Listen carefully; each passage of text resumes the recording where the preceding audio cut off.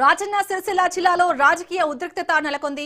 రాహుల్ గాంధీపై జరిగిన దాడిని నిరసిస్తూ కాంగ్రెస్ నాయకులు చేపట్టిన ఆందోళనల నేపథ్యంలో రాజకీయ వాతావరణం మరింత వేడెక్కింది.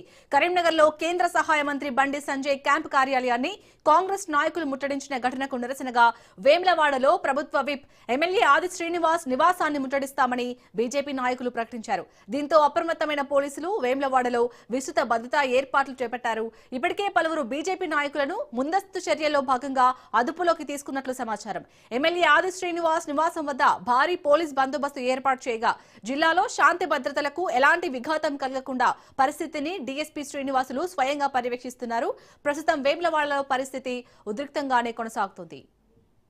మద్దతు ఇస్తా ఉంది. మరి మొన్న జరిగిన జంతర్ మంతర్ దగ్గర జరిగిన కార్యక్రమాలు చూసినట్టయితే మనకి ఏమర్థం అయితే ఒక దేశ ప్రజలు ఆలోచన చేయాలి. అధికారంకు 12 సంవత్సరాలు దూరం అయిన తర్వాత పిచ్చిలేసినట్టుగా వ్యవహరిస్తూ ఉంది కాంగ్రెస్ పార్టీ నాయకులు కానీ కాంగ్రెస్ పార్టీ కానీ. అంటే కనీసంగా ఆ కుటుంబాన్ని, రాజీవ్ గాంధీ కుటుంబాన్ని కానీ ఇందిరాగాంధీ కుటుంబాన్ని కాదని ఎవరు పరిపాలన చేసే వ్యవస్థ లేదా భారతదేశంలో ఒకసారి ప్రజలను ఆలోచించమని కోరుతా ఉన్నాం. మరి నిజంగా కూడా నియంత్రణతో పోకడాలతోనే ఈ రోజు ప్రజాస్వామ్యం గురించి మాట్లాడే హక్కు కాంగ్రెస్ పార్టీకి ఉంది. అసలు ఈ దేశంలో ఎమర్జెన్సీ పెట్టింది కాంగ్రెస్ పార్టీ కాదా?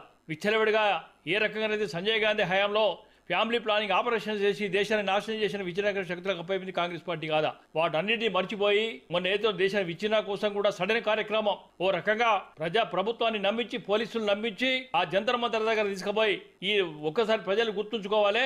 పోయిన సంవత్సరం బంగ్లాదేశ్లో జరిగిన పరిణామాలను ఈ 20-24 మధ్య చేద్దామనే కుతంత్రాలతో ప్రజాస్వామ్య వ్యవస్థను విచ్ఛిన్నం చేసే ప్రయత్నం చేస్తారు. దేశవ్యాప్తంగా జరుగుతున్న ఎగ్జామ్ పేపర్ లీక్